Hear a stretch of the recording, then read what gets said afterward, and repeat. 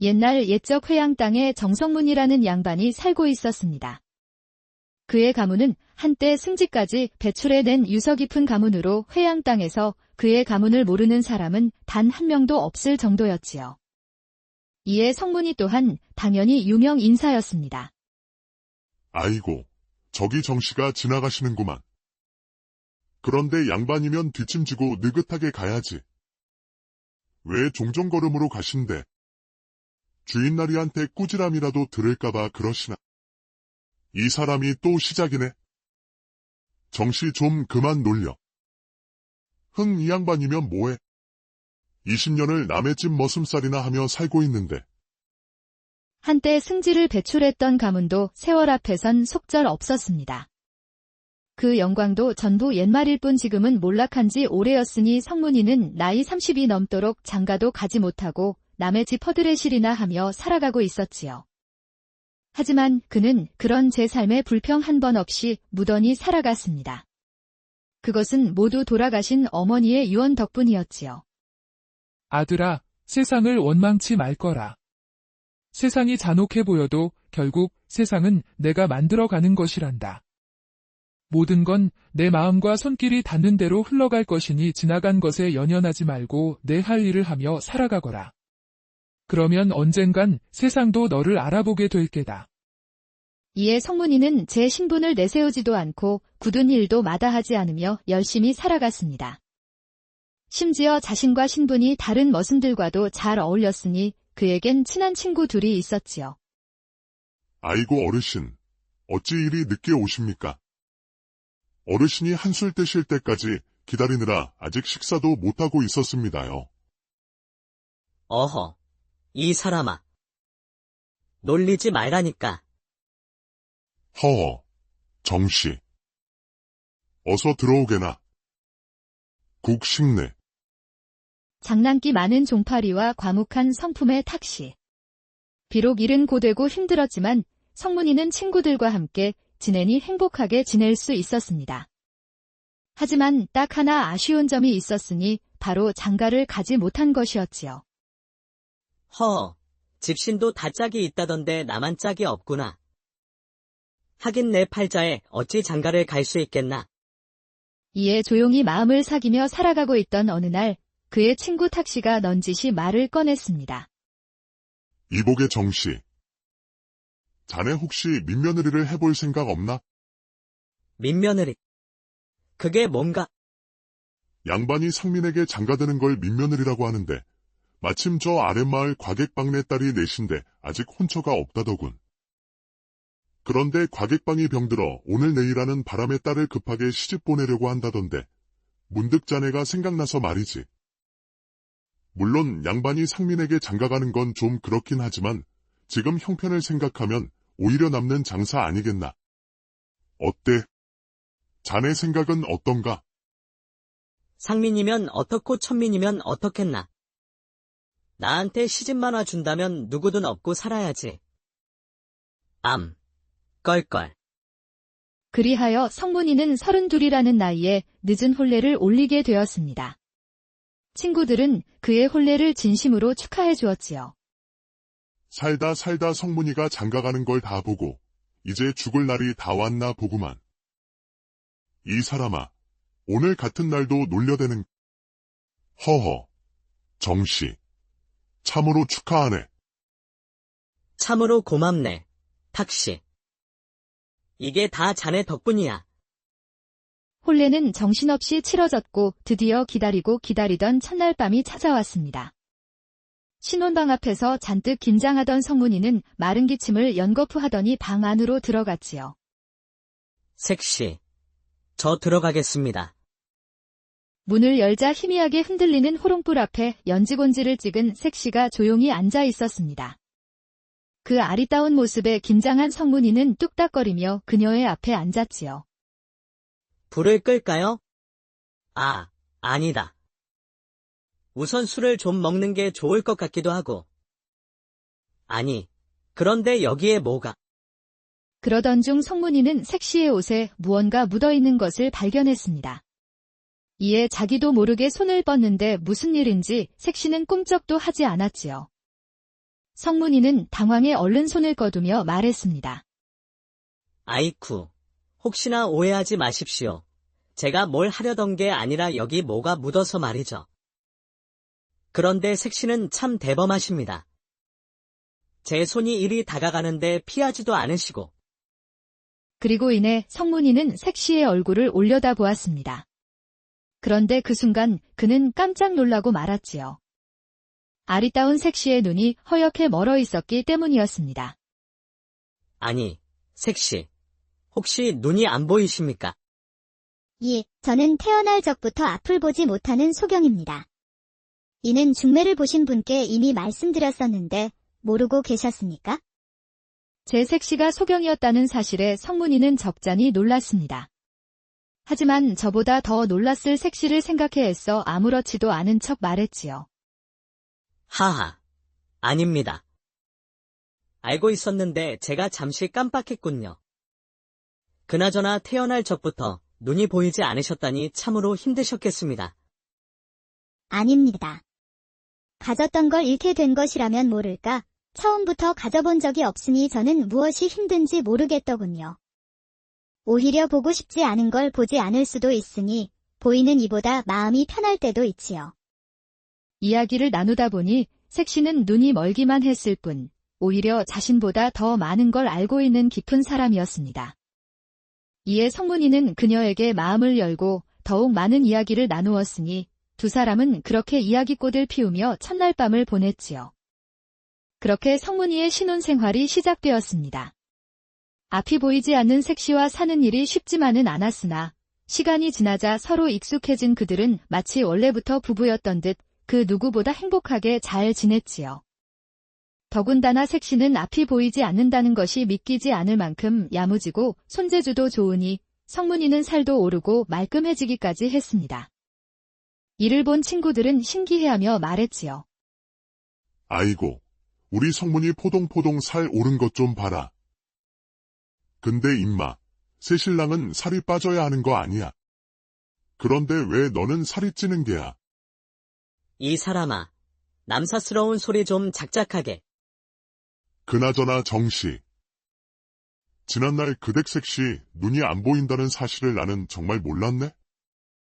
정말 미안하네. 미안하기는.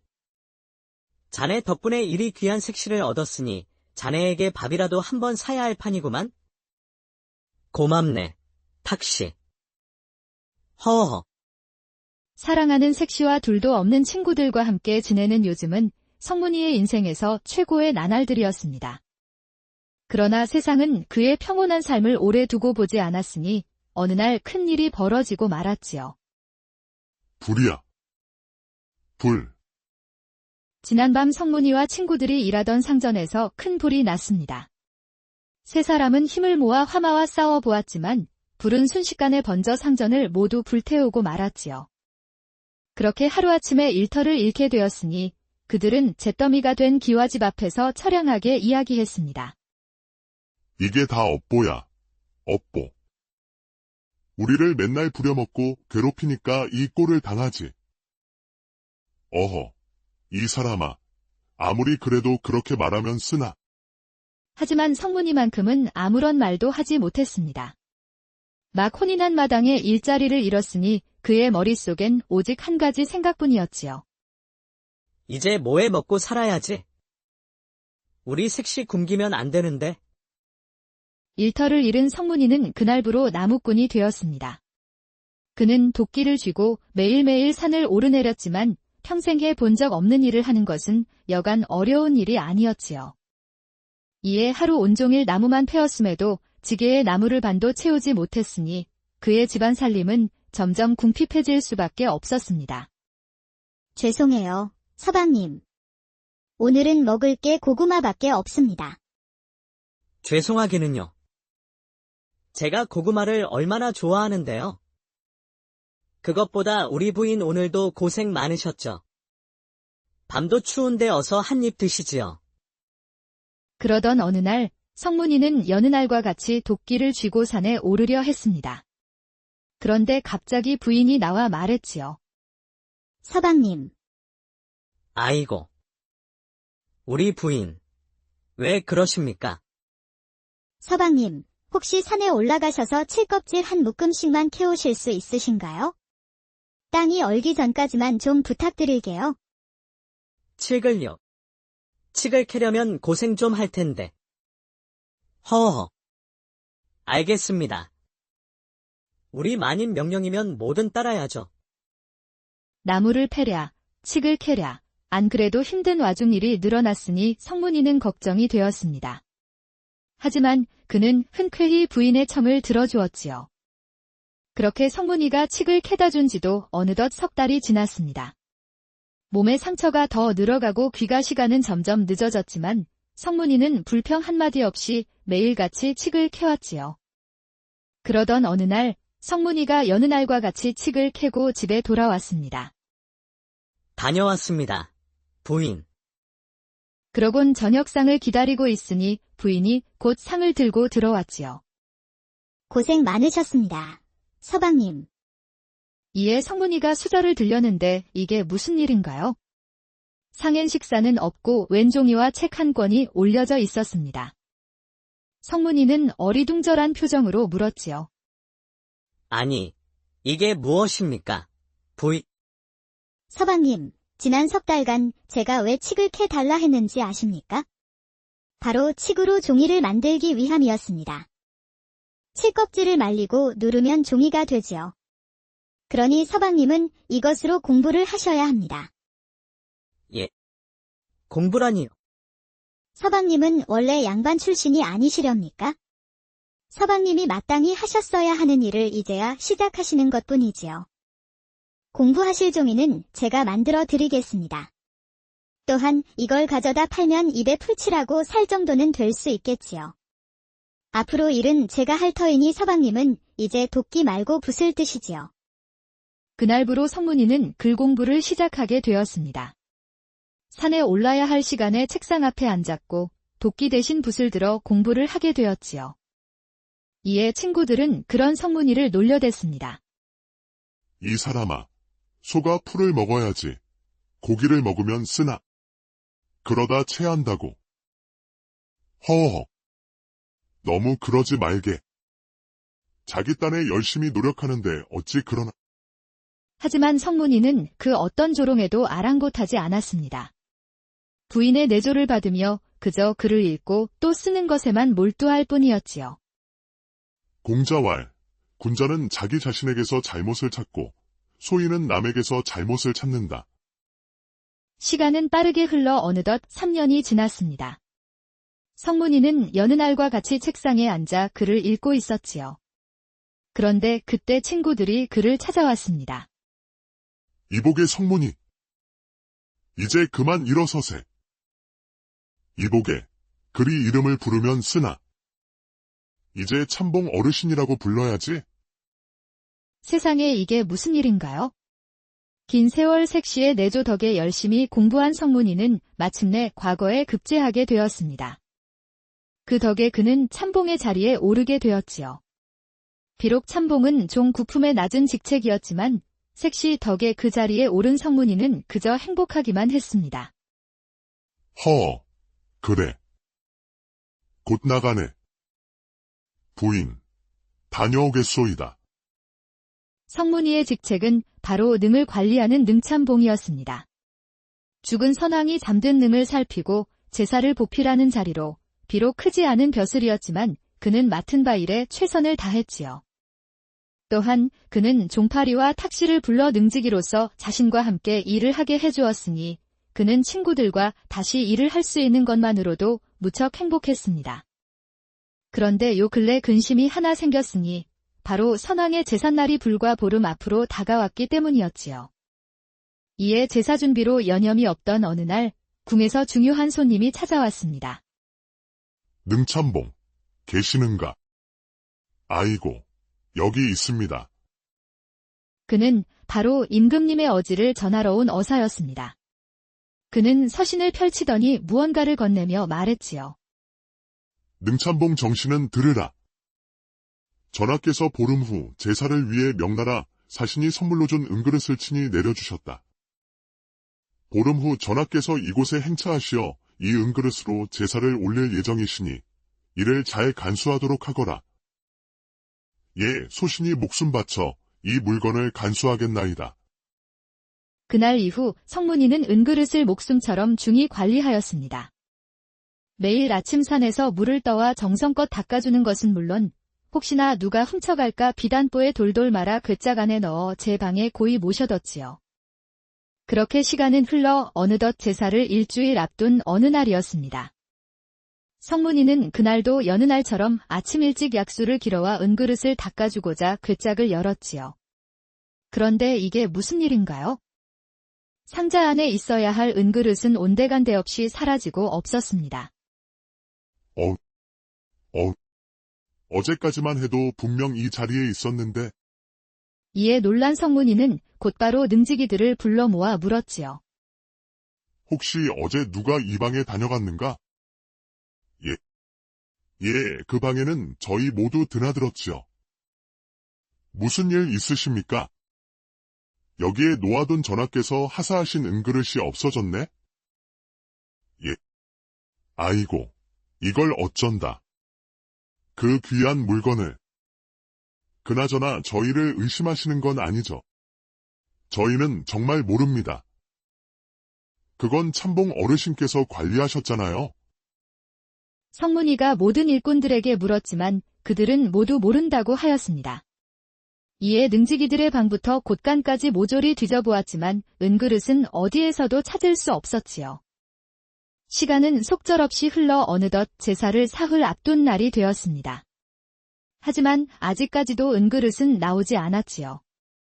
이에 성문이는 차마방에 들어가지도 못한 채 마루 끝에 주저앉아 한숨을 쉬고 있었습니다. 전하께서 주신 귀한 그릇을 잃어버리다니. 제사 때까지 그릇을 찾지 못하면 이 참봉 자리에서 쫓겨나는 정도가 아니라 목이 날아갈지도 모를 일인데. 내가 없으면 우리 부인은 어쩌지? 그런데 그 무렵 성문이의 머릿속을 가득 채운 생각이 하나 있었습니다. 바로 종파리에 대한 생각이었지요. 내가 은그릇을 방 안괴짝 속에 넣어둔 걸 아는 사람은 종파리와 탁시 2명뿐인데. 조용한 성격의 탁시가 그럴 리는 없고, 종파리는 예전부터 투덜거리는 일이 잦고 또 나를 자주 무시하곤 했었지. 게다가 요즘은 내가 잘 나간다고 괜히 험담하는 눈치였는데 혹시 질투심에 훔쳐간 게 아닐까? 하지만 뚜렷한 증거도 없는 상황. 그런 와중에 제일 친한 친구를 의심하는 건 참으로 불편한 일이었습니다. 이에 달을 바라보며 한숨을 푹 쉬고 있는데 그때 문이 열리더니 부인이 다가와 말했지요. 서방님, 마음이 무거우시지요? 부인, 성문이는 부인의 말에 아무 답도 하지 않고선 고개를 푹 떨군 채 가만히 앉아 있었습니다. 그러자 부인이 그의 손을 잡으며 말했지요. 서방님, 당신의 착한 마음을 더럽히지 마세요. 누군가를 미워하면 그 마음에 스스로 갇히는 것이랍니다. 누구를 의심하는 마음이 생기거든 행동을 보세요. 사람이 어떤지를 알려면 말이 아니라 행동을 봐야 해요. 아내의 말에 성문이는 고개를 들었습니다.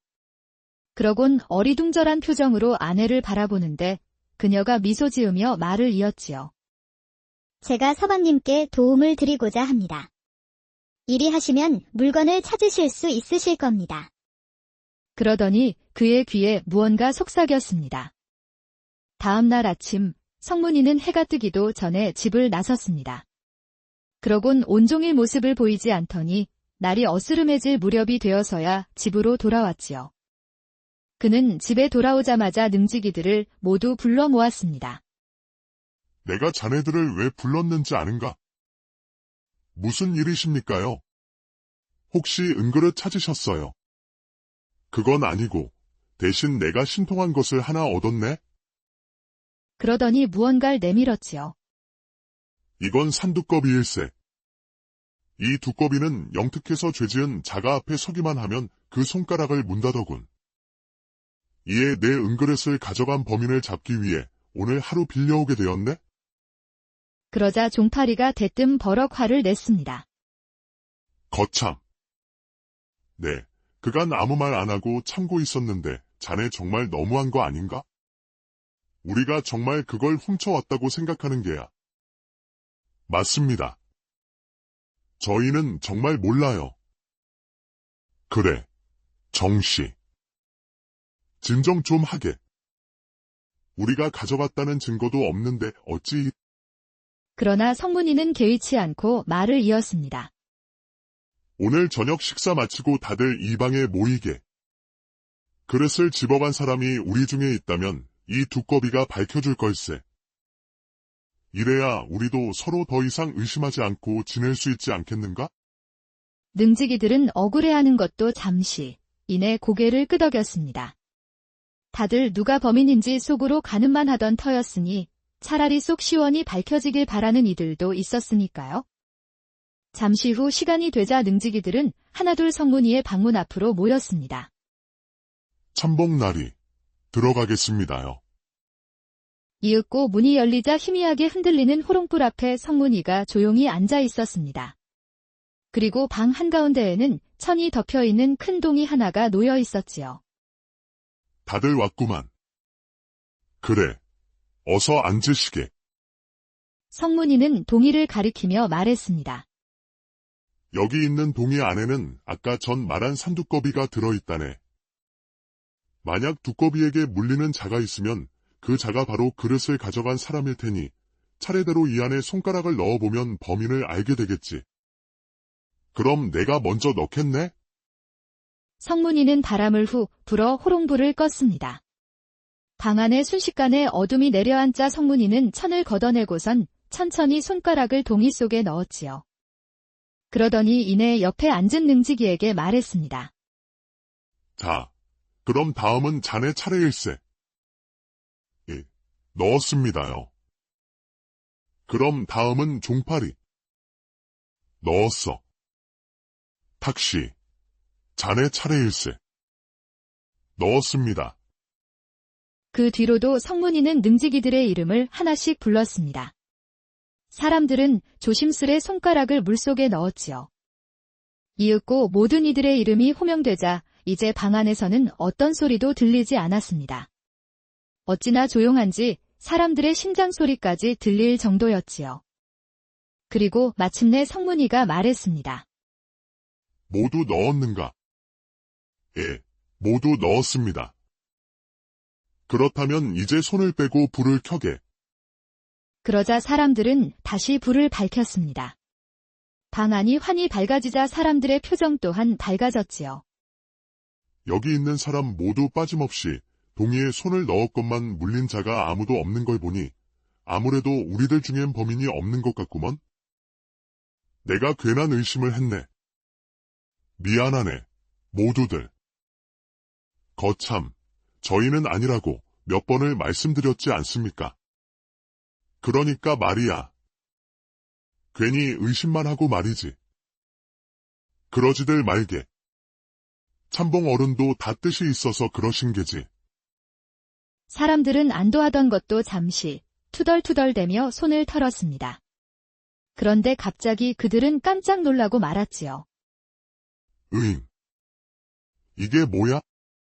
내 손이 왜 이래? 이게 무슨 일인가요? 사람들의 손가락은 모두 검은 비드로 물들어 있었습니다. 이게 무슨 일이래? 잠깐만. 이 손가락은 저 동이 안에 넣었던 손가락인데. 설마 저 안에 손을 넣어서 그런 건가? 그런데 그때 성문이가 갑자기 사람들 틈으로 팔을 뻗더니 누군가의 손을 덥석 잡았습니다. 그러더니 그의 손을 잡고 옆방으로 데려갔지요. 자네, 잠시 이리 와보게. 성문이는 그의 손을 잡고선 달빛 한 줄기만이 스며드는 어두운 방으로 데려갔습니다. 그는 창문 너머의 달을 바라보며 천천히 입을 뗐지요. 자네, 왜 동이 안에 손을 넣지 않은 게가? 아니, 그게 대체 무슨 말인지. 거짓말할 생각 말게. 사실 내가 그 동이 안에 먹을 풀어놓았다네. 자네가 손가락을 담갔다면 다른 사람들처럼 손끝이 검게 물들었겠지. 그런데 자네 손만 유독 깨끗하더군. 이래도 물동이에 손을 넣지 않았다고 말할 텐가. 그의 손은 정말로 검게 물든 곳 없이 하였습니다. 성문이는 계속해서 말했지요. 자네, 혹시나 동이 안에 손을 넣었다가 두꺼비에게 물릴까 두려웠던 게 아닌가? 내 말이 틀렸는가? 탁씨, 이게 무슨 일인가요? 깨끗한 손의 정체는 다름 아닌 탁시였습니다. 자네, 정말 너무하구만. 내가 그간 자네를 위해 얼마나 힘을 보탰는데, 이젠 제 죄를 덮기 위해 벗을 의심하는 개가. 지난날 내 색시가 그러더군. 사람이 어떤지 알려면 말이 아니라 행동을 봐야 한다고. 하여 내 거짓된 행동을 하는 자를 가려내고자 오늘 일을 준비했는데, 오직 자네만이 말만 번지르르 할 뿐 행동을 하지 않았네. 그러더니 동이를 가져와 말했지요. 사실 이 안에 두꺼비는 없었네? 범인을 잡는 신기한 두꺼비 따위는 애초에 없는 것이었지. 나는 그저 제 마음에 찔려 거짓된 행동을 하는 사람을 가려내고자 했을 뿐이네. 그러곤 두꺼이가 없는 빈 동이를 보여주니 탁시는 그대로 무너져 자리에 주저앉았습니다. 그러곤 한참이나 흐느끼더니 마침내 진실을 이야기했지요. 맞네. 그릇은 내가 가져갔다네. 연못가 버드나무 밑에 묻어 숨겼지. 사실 나는 자네가 미웠다네. 그러곤 지난 이야기를 꺼냈습니다. 나는 몰락한 양반 집안의 자식이라네. 하지만 양반이라고 해도 변두리에 이름 없는 집안일 뿐이었지. 하지만 그렇다 해도 내 출신은 이 비참한 삶을 살아가게 해주는 힘이었네. 자비를 하고 상한 자들과 어울리면서도 나는 스스로 다르다고 여겼지. 그런데 자네를 만나고 내 세상은 흔들리기 시작했네.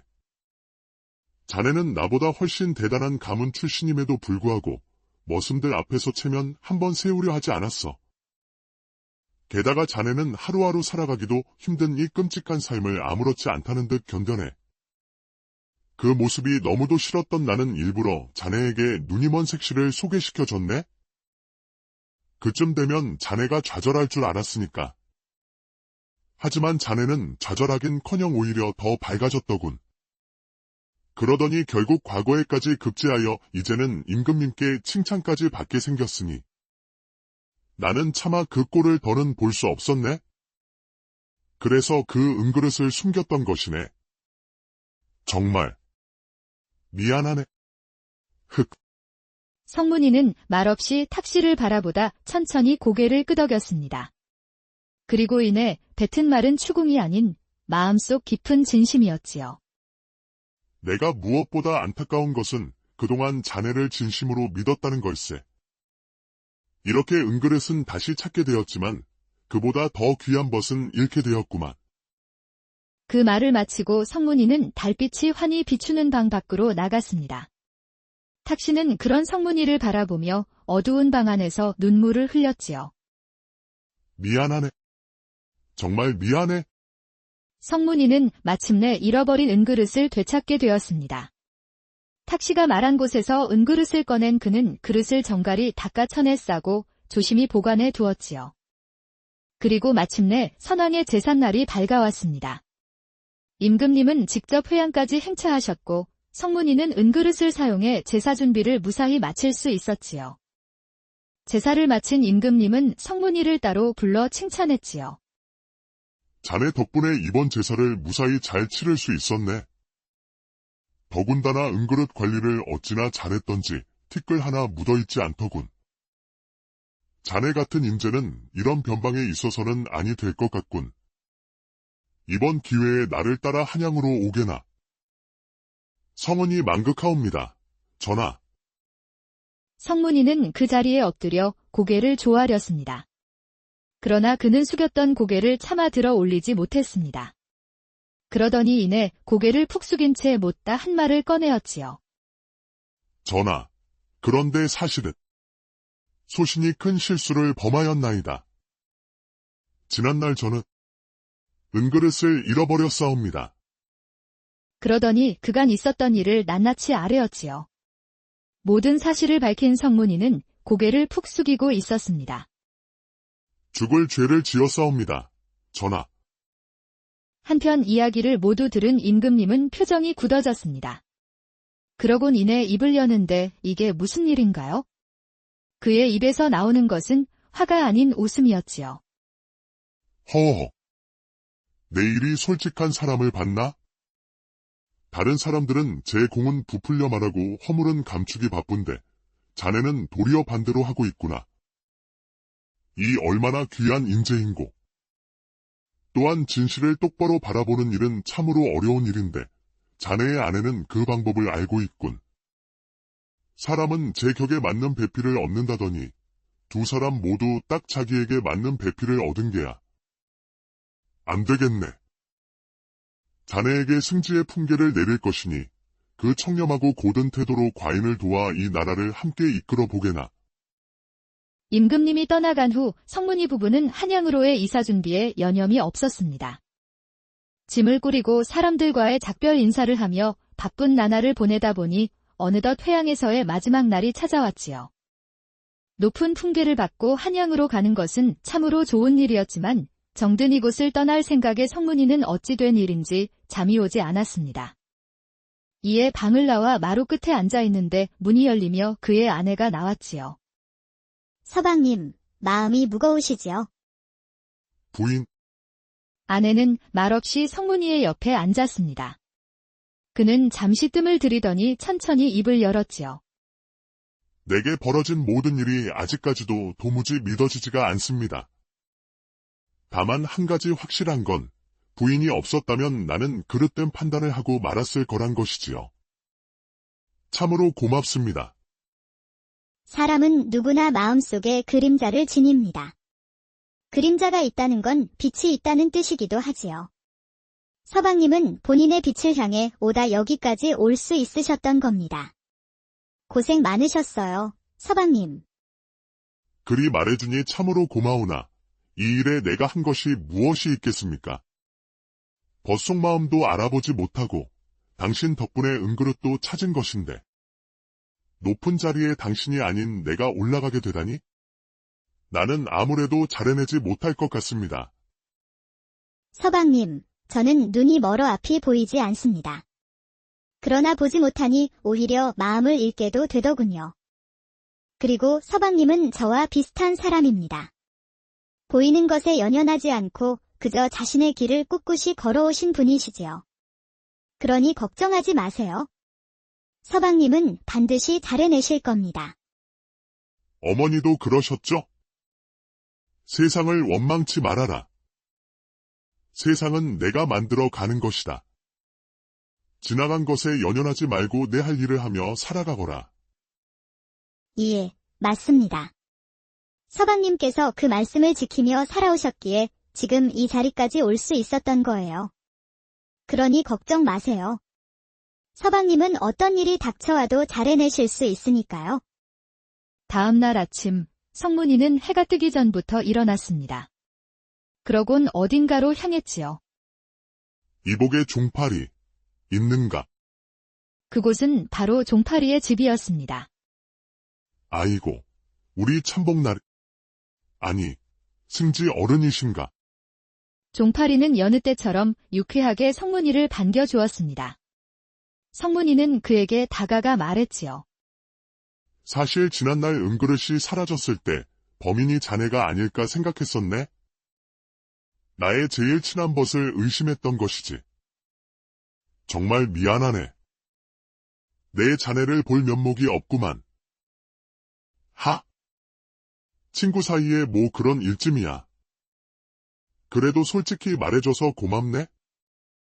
그래, 버디란 이렇게 잘못하기도 하지만 솔직하기도 하고 또 서로 보듬어 주기도 하는 것 아니겠나. 껄껄. 종파리, 정말 고맙네. 내 자네를 평생 잊지 않겠네? 작별 인사를 마친 그는 다시금 길을 나섰지요. 그렇게 한참을 걸어가는데 성문이는 문득 마을 한가운데에 멈춰 섰습니다. 그러더니 뒤를 돌아보며 말했지요. 이복의 탁시, 괜찮으니 그냥 나오게. 그러자 나무 뒤에 숨어있던 탁시가 쭈뼛쭈뼛 나왔습니다. 그는 민망한 표정으로 다가오더니 이내 고개를 숙이며 말했지요. 성문이, 내가 정말 미안하네. 무어라 말하든 내 잘못이 없어지진 않겠지만 그래도 자네가 떠나기 전에 제대로 사과하고 싶었네. 정말 미안하네. 성문이는 그런 탁씨를 빤히 바라보았습니다. 그러다 이내 말했지요. 원래 가장 가까운 사이일수록 질투도 나고 미움도 생기는 법이지. 하지만 그것도 결국 애정이 있어 그런 것 아니겠나. 버디란 미워도 하지만 보듬어 주기도 하는 것이니 이제 우리 서로 그만 미워하세. 앞으로는 웃으며 지내세나. 그러곤 손을 턱 내미니 탁씨는 눈물을 흘리며 그의 손을 잡았습니다. 그렇게 성문이는 회양의 모든 인연과 작별을 나눈 뒤 한양을 향해 발걸음을 옮겼습니다. 그가 마을을 나서자 마을 사람들과 친구들이 모두 나와 성문이 부부를 배웅했지요. 성문이, 그곳에서도 잘 사시게. 흑. 몸 건강히 잘 지내야 하네. 성문이는 고개를 숙여 인사하고선 옛날 옛적 회양 땅에 정성문이라는 양반이 살고 있었습니다. 그의 가문은 한때 승지까지 배출해낸 유서 깊은 가문으로 회양 땅에서 그의 가문을 모르는 사람은 단 한 명도 없을 정도였지요. 이에 성문이 또한 당연히 유명 인사였습니다. 아이고, 저기 정씨가 지나가시는구만. 그런데 양반이면 뒷짐지고 느긋하게 가야지. 왜 종종걸음으로 가신대? 주인나리한테 꾸지람이라도 들을까봐 그러시나. 이 사람이 또 시작이네. 정씨 좀 그만 놀려. 흥, 이 양반이면 뭐해? 20년을 남의 집 머슴살이나 하며 살고 있는데. 한때 승지를 배출했던 가문도 세월 앞에선 속절 없었습니다.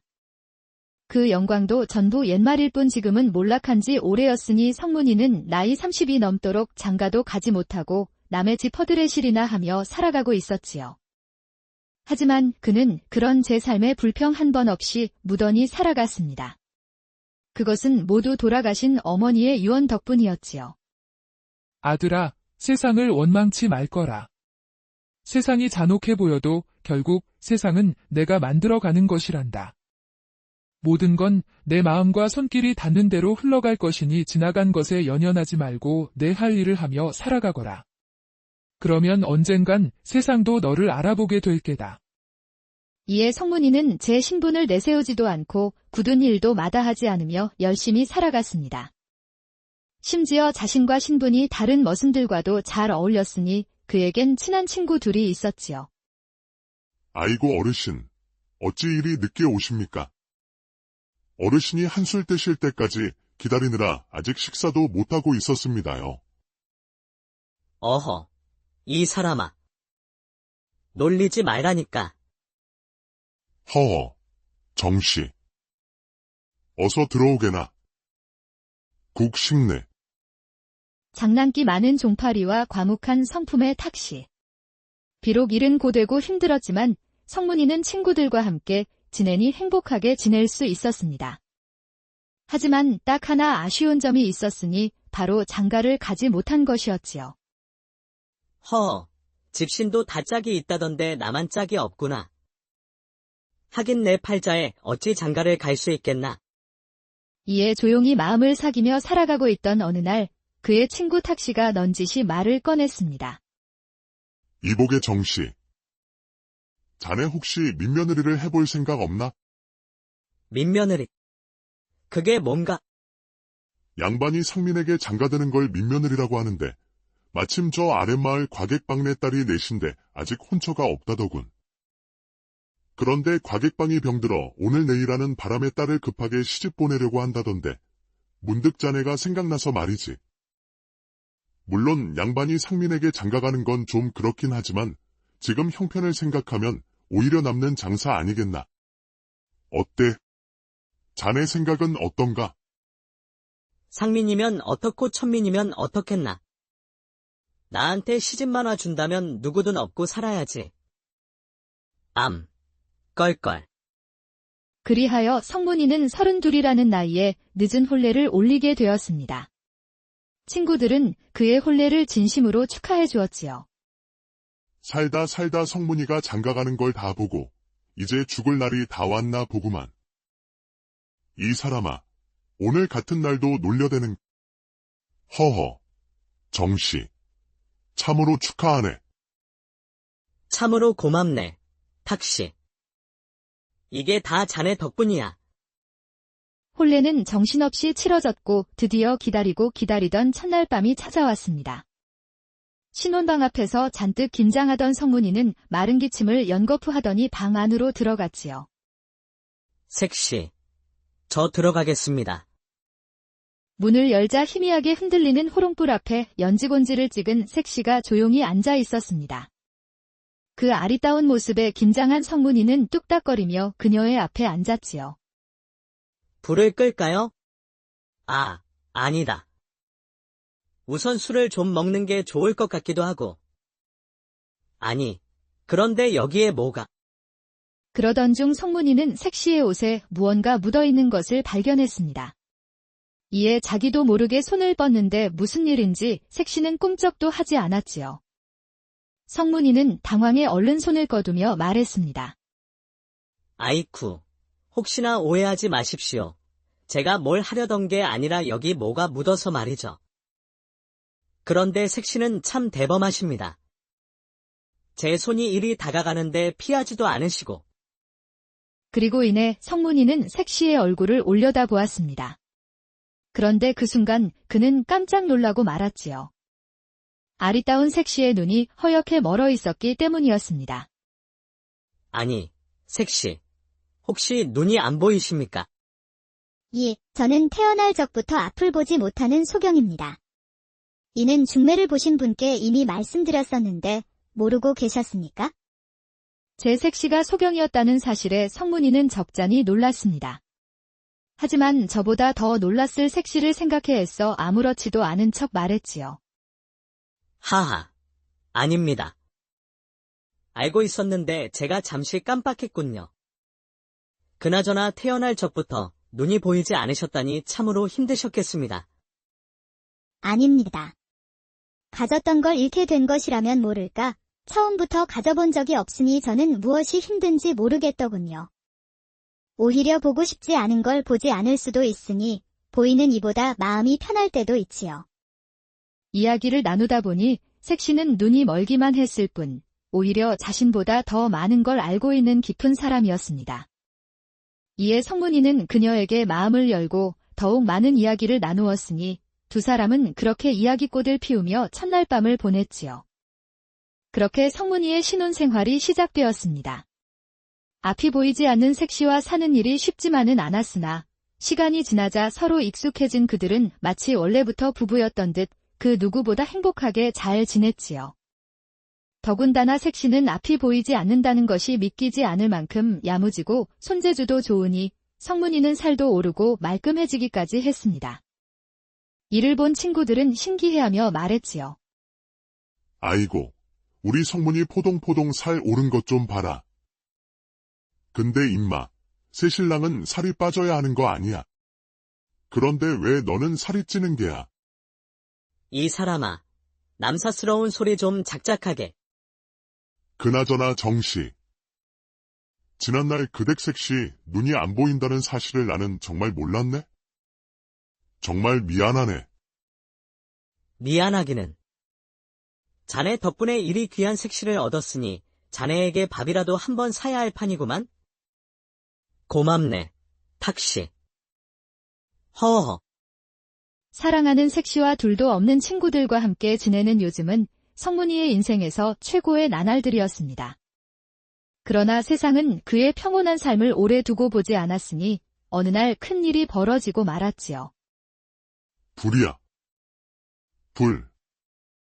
지난밤 성문이와 친구들이 일하던 상전에서 큰 불이 났습니다.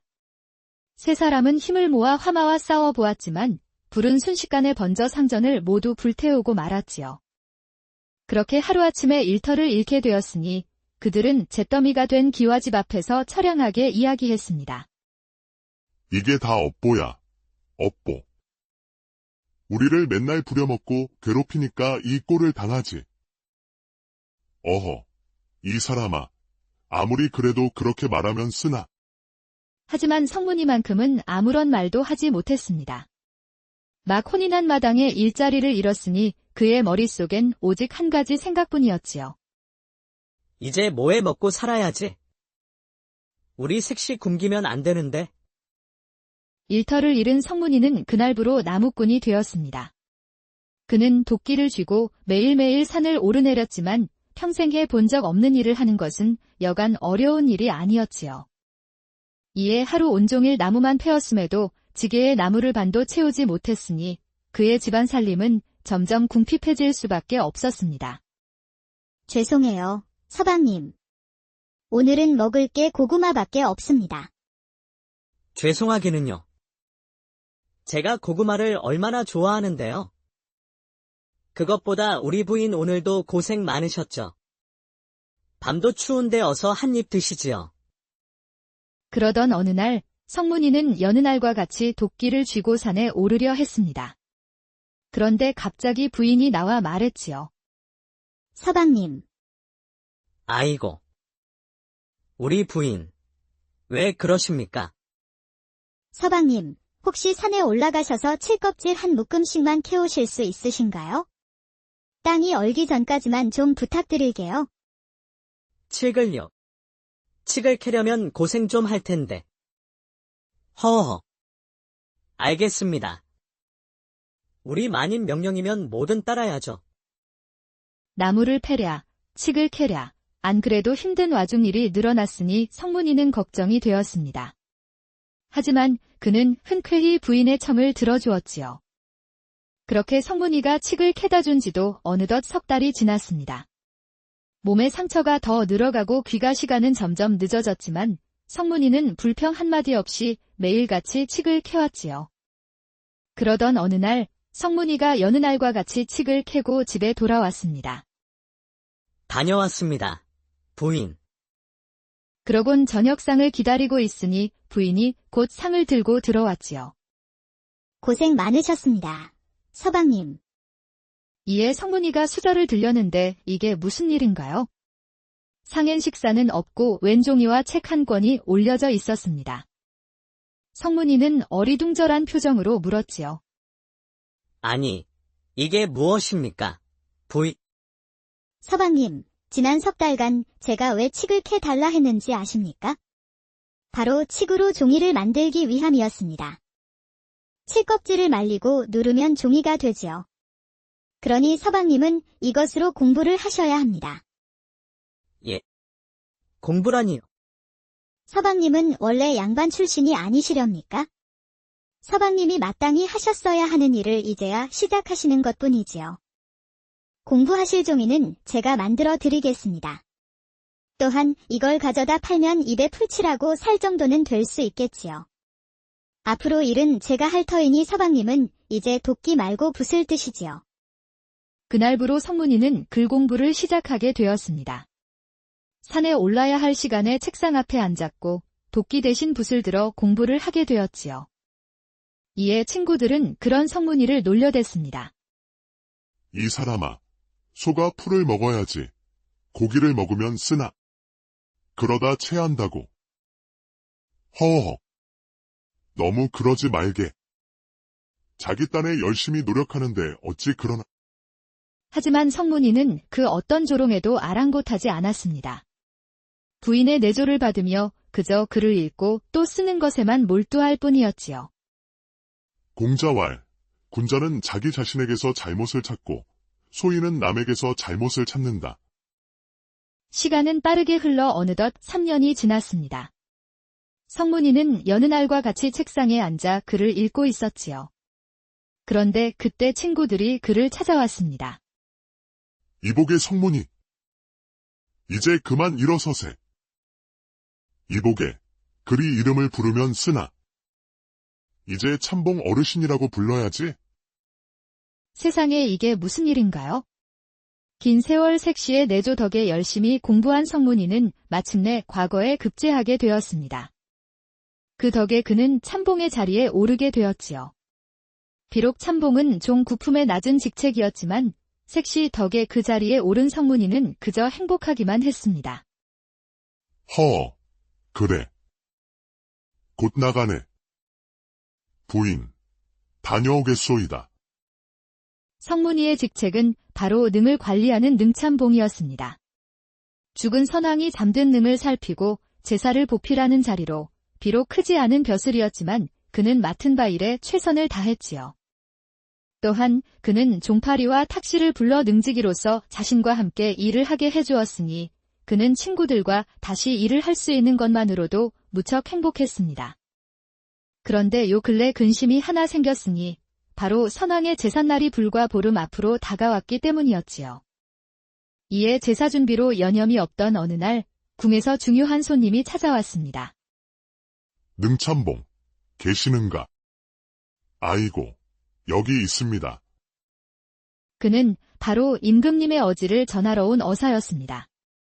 그는 서신을 펼치더니 무언가를 건네며 말했지요. 능참봉 정신은 들으라. 전하께서 보름 후 제사를 위해 명나라 사신이 선물로 준 은그릇을 친히 내려주셨다. 보름 후 전하께서 이곳에 행차하시어 이 은그릇으로 제사를 올릴 예정이시니 이를 잘 간수하도록 하거라. 예, 소신이 목숨 바쳐 이 물건을 간수하겠나이다. 그날 이후 성문이는 은그릇을 목숨처럼 중히 관리하였습니다. 매일 아침 산에서 물을 떠와 정성껏 닦아주는 것은 물론 혹시나 누가 훔쳐갈까 비단보에 돌돌 말아 괴짝 안에 넣어 제 방에 고이 모셔뒀지요. 그렇게 시간은 흘러 어느덧 제사를 일주일 앞둔 어느 날이었습니다. 성문이는 그날도 여느 날처럼 아침 일찍 약수를 길어와 은그릇을 닦아주고자 괴짝을 열었지요. 그런데 이게 무슨 일인가요? 상자 안에 있어야 할 은그릇은 온데간데 없이 사라지고 없었습니다. 어제까지만 해도 분명 이 자리에 있었는데. 이에 놀란 성문이는 곧바로 능지기들을 불러 모아 물었지요. 혹시 어제 누가 이 방에 다녀갔는가? 예, 그 방에는 저희 모두 드나들었지요. 무슨 일 있으십니까? 여기에 놓아둔 전하께서 하사하신 은그릇이 없어졌네? 예. 아이고, 이걸 어쩐다. 그 귀한 물건을. 그나저나 저희를 의심하시는 건 아니죠. 저희는 정말 모릅니다. 그건 참봉 어르신께서 관리하셨잖아요. 성문이가 모든 일꾼들에게 물었지만 그들은 모두 모른다고 하였습니다. 이에 능지기들의 방부터 곳간까지 모조리 뒤져보았지만 은그릇은 어디에서도 찾을 수 없었지요.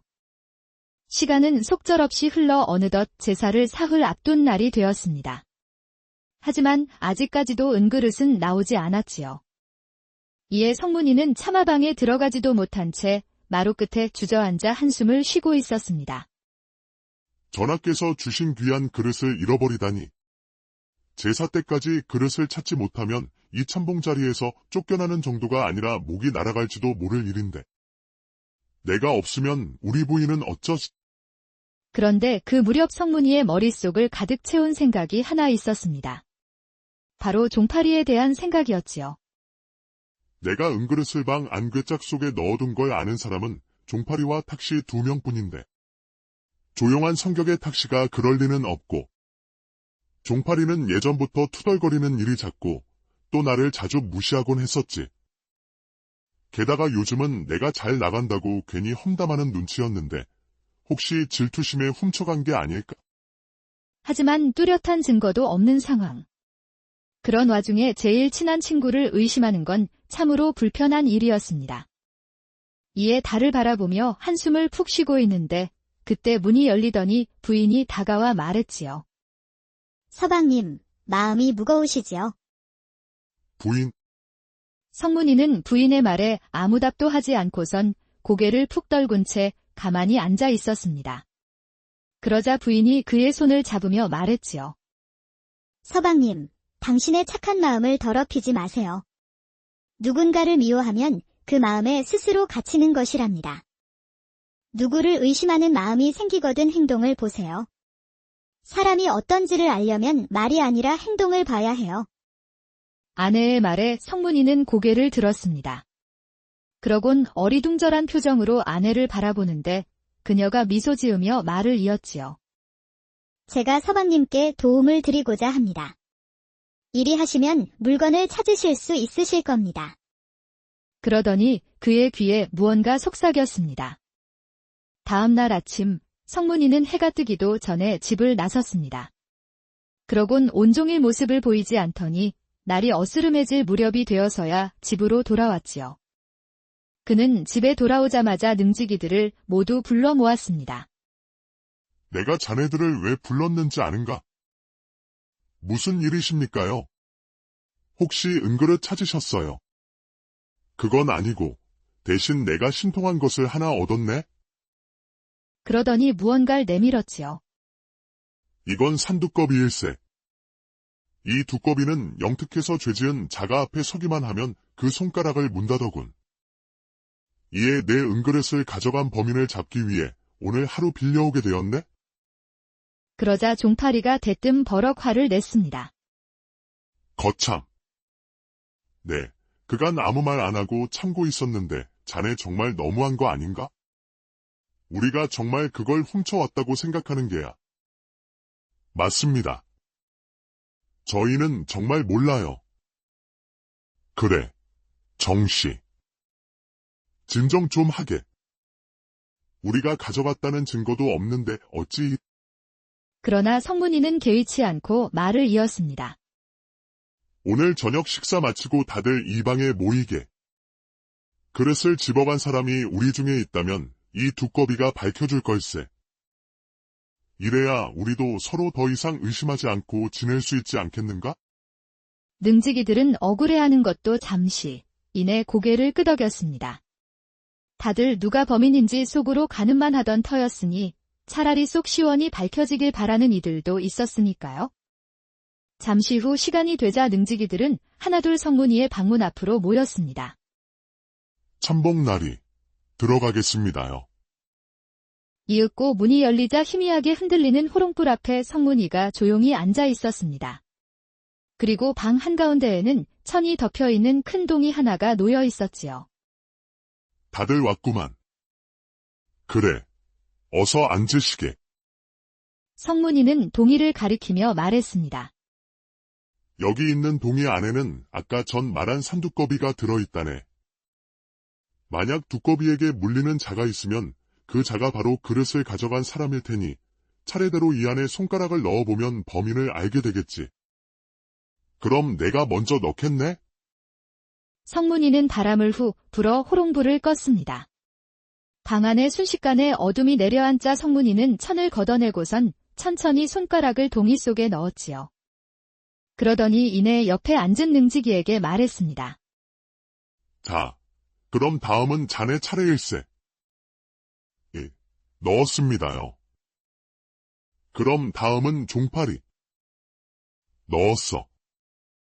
탁시, 자네 차례일세. 넣었습니다. 그 뒤로도 성문이는 능지기들의 이름을 하나씩 불렀습니다. 사람들은 조심스레 손가락을 물속에 넣었지요. 이윽고 모든 이들의 이름이 호명되자 이제 방 안에서는 어떤 소리도 들리지 않았습니다. 어찌나 조용한지 사람들의 심장 소리까지 들릴 정도였지요. 그리고 마침내 성문이가 말했습니다. 모두 넣었는가? 예, 모두 넣었습니다. 그렇다면 이제 손을 빼고 불을 켜게. 그러자 사람들은 다시 불을 밝혔습니다. 방 안이 환히 밝아지자 사람들의 표정 또한 밝아졌지요. 여기 있는 사람 모두 빠짐없이 동이에 손을 넣었건만 물린 자가 아무도 없는 걸 보니 아무래도 우리들 중엔 범인이 없는 것 같구먼. 내가 괜한 의심을 했네. 미안하네, 모두들. 거참, 저희는 아니라고 몇 번을 말씀드렸지 않습니까? 그러니까 말이야. 괜히 의심만 하고 말이지. 그러지들 말게. 참봉 어른도 다 뜻이 있어서 그러신 게지. 사람들은 안도하던 것도 잠시 투덜투덜대며 손을 털었습니다. 그런데 갑자기 그들은 깜짝 놀라고 말았지요. 으잉. 이게 뭐야? 내 손이 왜 이래? 이게 무슨 일인가요? 사람들의 손가락은 모두 검은 비드로 물들어 있었습니다. 이게 무슨 일이래? 잠깐만. 이 손가락은 저 동이 안에 넣었던 손가락인데